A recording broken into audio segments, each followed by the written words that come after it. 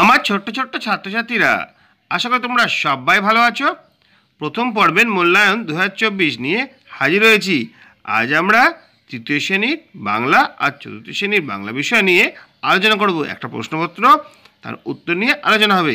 দেখো, প্রত্যেকটি ক্লাসের প্রত্যেকটি বিষয় নিয়ে আলোচনা হচ্ছে। যদি ভালো লাগে লাইক কমেন্ট শেয়ার করবে।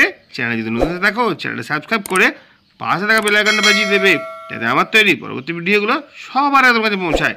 চলো আজকে প্রশ্নগুলো দেখে নিই। দেখো, আমরা প্রথমে দেখতে পাচ্ছি বর্ধমান হরিসভা হিন্দু উচ্চ বালিকা বিদ্যালয়ের প্রাথমিক বিভাগ প্রথম পর্বের মূল্যায়ন 2024, শ্রেণী তৃতীয়, বিষয় বাংলা। সময় 20 মিনিট, পূর্ণমান 10 নম্বরে একটা পরীক্ষা নেওয়া হয়েছিল আর 20 মিনিট সময় দেওয়া হয়েছিল। প্রথমে থাকবে নাম, বিভাগ, রোল নাম্বার। তোমাদের নাম এখানে লিখতে হবে, বিভাগ কোন সেকশনে পড়ো, তোমাদের রোল নাম্বার কত লিখতে হবে। এরপরে কি আছে দেখো, এরপরে রয়েছে কোশ্চেন, পূর্ণ বাক্যে উত্তর দাও। 4 গুণিত হাফ সমান 2, 4টে প্রশ্ন আছে, হাফ নাম্বার করে মোট 2 নাম্বার। এসব প্রশ্নগুলো পড়ি আর উত্তরগুলো বোঝার চেষ্টা করি। আংড়ার চারিধারে যে চিড়িয়াখানা তৈরি হয়েছিল তাতে কারা ছিল সবচেয়ে দর্শনীয় বস্তু। উত্তরটা আমি লিখতে হবে, আংড়ার চারধারে যে চিড়িয়াখানা তৈরি হয়েছিল তাতে নানা রঙের মাছেরাই ছিল সবচেয়ে দর্শনীয় বস্তু। নেক্সট কোশ্চেন হচ্ছে, শিকারির বাড়িটা কেমন ছিল। শিকারির বাড়িটা ছিল বেশ ছিমছাম, পরিষ্কার, সুন্দর। নেক্সট কোশ্চেন, পর্যটন কবিতাটি কার রচনা। পর্যটন কবিতাটি নীরেন্দ্রনাথ চক্রবর্তীর রচনা। তারপরে নদীর উপর দিয়ে সেতু কেন তৈরি হয়। স্থলপথে নদীর এপার থেকে ওপরে যাওয়ার জন্য নদীর উপর দিয়ে সেতু তৈরি হয়। দেখো, 4টে কোশ্চেন হাফ নাম্বার করে ছিল, তো তোমাদের বলে দিলাম কীভাবে প্রশ্নগুলো হবে, তার উত্তরটাই বা কীভাবে লিখতে হবে। এরপর আমরা চলে আসবো পরবর্তী প্রশ্ন, দেখব কী আছে, তার উত্তরটা কীভাবে হবে।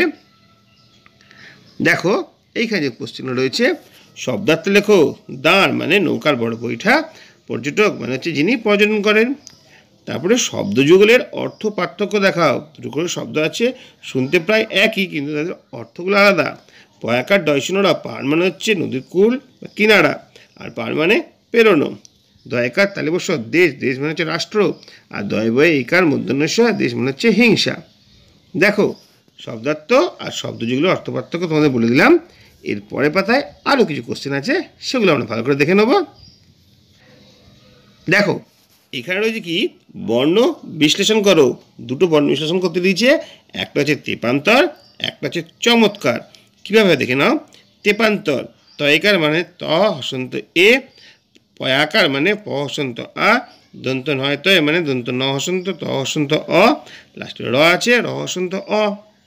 তারপরে চমৎকার, চ হসন্ত অ, ম হসন্ত অ, খণ্ড ত হসন্ত অ, ক হসন্ত আ, আর র হসন্ত অ। চমৎকার হয়ে গেল। এরপরে শূন্যস্থানে বাক্য বসাও। একটা শূন্যস্থান দিয়েছে, এখানে কি হবে সেটা তোমাদের লিখতে হবে। আপনি ব্যাগটি নিয়ে বিপদে পড়েছিলেন, তাই একটু সাহায্য করলাম মাত্র। আমার নাম ঈশ্বরচন্দ্র শর্মা। আর এটা কী হবে, বাঘ গোঁফের ফাঁকে মুচকি হাসি হেসে বলল, ছবিটা যদি কোনো বাঘ আঁকতো তাহলে অন্যরকম হতো। ঠিক আছে, তোমাদের বই থেকেই দুটো দেওয়া হয়েছে, ভালো করে তোমরা দেখে নাও কীভাবে উত্তরগুলো লিখতে হলো। এরপর আমরা শেষ প্রশ্ন দিকে চলে আসবো। দেখবো এখানে কী আছে। এখানে খুব সোজা আছে, বাক্য রচনা করো প্রজাপতি দিয়ে, পিঁপড়ে দিয়ে। তোমরা নিজের ইচ্ছা মতো বাক্য রচনা করতে পারো, আমি তোমাদের সাহায্য করে দিচ্ছি। প্রজাপতির সুন্দর ডানা আছে, আর পিঁপড়েরা সমাজবদ্ধ জীব। এছাড়া অন্য কোনো বাক্য তোমরা রচনা করতে পারো। এটা হয়ে গেল ক্লাস 3 কোশ্চেন বাংলা প্রথম পর্বের মূল্যায়ন 2024 সাল। এবার আমরা ক্লাস 4-এ চলে আসবো। সেখানে কেমন প্রশ্ন ছিল, উত্তরটা কীভাবে লিখতে হবে একটু আলোচনা করে দিচ্ছি। দেখো, বর্ধমান হরিসভা হিন্দু উচ্চ বালিকা বিদ্যালয়ের প্রাথমিক বিভাগের প্রথম পর্বের মূল্যায়ন 2024 সাল, শ্রেণী চতুর্থ, বিষয় বাংলা, পূর্ণমান 10, সময় 20 মিনিট। নাম, এখানে তোমাদের নাম লিখবে, এখানে বিভাগ, এখানে রোল নাম্বার লিখবে। তারপর কি আছে দেখো, এটা তোমাদের বোঝার জিনিস আছে। নিচের প্রশ্নপত্রগুলি পূর্ণবাক্য উত্তর দাও, যে কোনো দুটি। এখানে 3টে প্রশ্ন দেওয়া আছে, যে কোনো দুটির মধ্যে করতে হবে। দেখে না, আমরা 3টেই বুঝিয়ে দিচ্ছি। প্রথম প্রশ্ন, 50 বাঘে মোট এক এক গ্রাস, কথাটি কে কাকে বলেছিল, কখন বলেছিল। উত্তরটা এমন হবে, কথাটি নরহরি দাস শিয়ালকে বলেছিল। কখন বলেছিল, নরহরি দাস যখন নিজের পরিচয় দিতে গিয়ে শিয়ালকে ভয় দেখানোর চেষ্টা করছিল তখন এই কথা বলেছিল। হলো প্রথম প্রশ্ন উত্তরটা কীভাবে লিখতে হবে। এরপর আমরা চলে আসবো দ্বিতীয় প্রশ্নে। দেখো দ্বিতীয় প্রশ্ন কি আছে, লুসাই পাহাড়ের বনে কখন সূর্য দেখা যায়? উত্তরটা হবে লুসাই পাহাড়ের বনে বেলা 9টা-10টার পরে সূর্য দেখা যায়। দ্বিতীয় কোশ্চেন, লেখক পাহাড়ে হেলান দিয়ে কি করছিল? লেখক পাহাড়ে হেলান দিয়ে জুতো মোজা খুলছিল।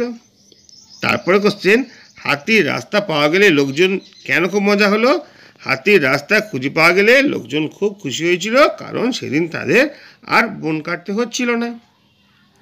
ঠিক আছে, 3টি লাইনে 3টি প্রশ্নের উত্তর হয়ে যাবে।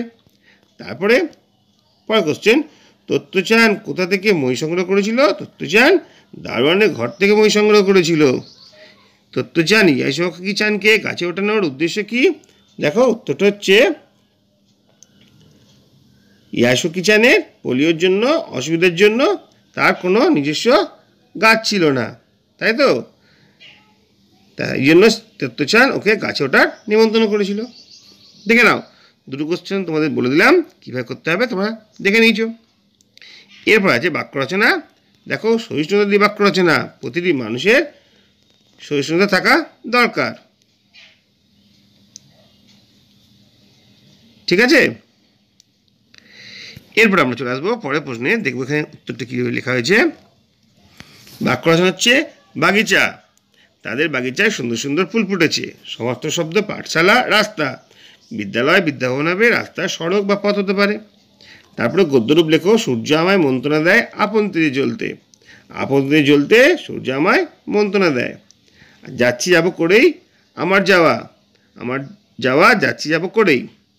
ঠিক আছে, এখানে হয়ে গেল আমাদের বাক্য রচনা, এখানে হলো সমার্থক শব্দ, এখানে হয়ে গেল আমাদের গদ্যরূপ। আরও কিছু প্রশ্ন আছে, সেগুলো দেখে নিই। দেখো, এলোমেলো শব্দগুলোকে সাজিয়ে লেখো। সারা রাত সারা করেই ছুটি এমনি করে হলো। কীভাবে? এমনি করেই সারা রাত ছোটাছুটি করেই সারা হলো। তারপরে মজার খেলা এক ছিল আমাদের রাগ বানানো। কী হবে? আমাদের এক মজার খেলা ছিল রাগ বানানো। তারপরে আমাদের প্রশ্ন আছে, ব্যঞ্জনধ্বনি কাকে বলে? আর স্পর্শধ্বনি মোট কভাগে ভাগ করা যায় কী কী? এর উত্তর আমরা দেখে নেব। দেখো, যে ধ্বনি নিজে নিজে উচ্চারণ করা যায় না, স্বরধ্বনির সাহায্য নিতে হয়, তাকে ব্যঞ্জনধ্বনি বলে, যেরকম ক, খ এগুলো। আর স্পর্শধ্বনি মোট কভাগে ভাগ করা যায়? স্পর্শধ্বনি মোট আমরা 5 ভাগে ভাগ করতে পারছি। কি সেগুলো? ক বর্গ, চ বর্গ, ট বর্গ, ত বর্গ, প বর্গ। ঠিক আছে, এটা হয়ে গেল আমাদের ক্লাস 4-এর প্রথম পর্বের মূল্যায়ন 2024 সালের বাংলা বিষয়ের প্রশ্ন উত্তর। আশা করি তোমাদের অনেক কাজে আসবে। যদি ভিডিওটা ভালো লাগে লাইক, কমেন্ট, শেয়ার করবে। চ্যানেল যদি নতুন থাকো চ্যানেলটা সাবস্ক্রাইব করে পাশে থাকা বেল আইকনটা বাজিয়ে দেবে, যাতে আমার তৈরি পরবর্তী ভিডিওগুলো সবার আগে তোমাদের পৌঁছায়। তোমরা প্রত্যেকে ভালো থাকবে।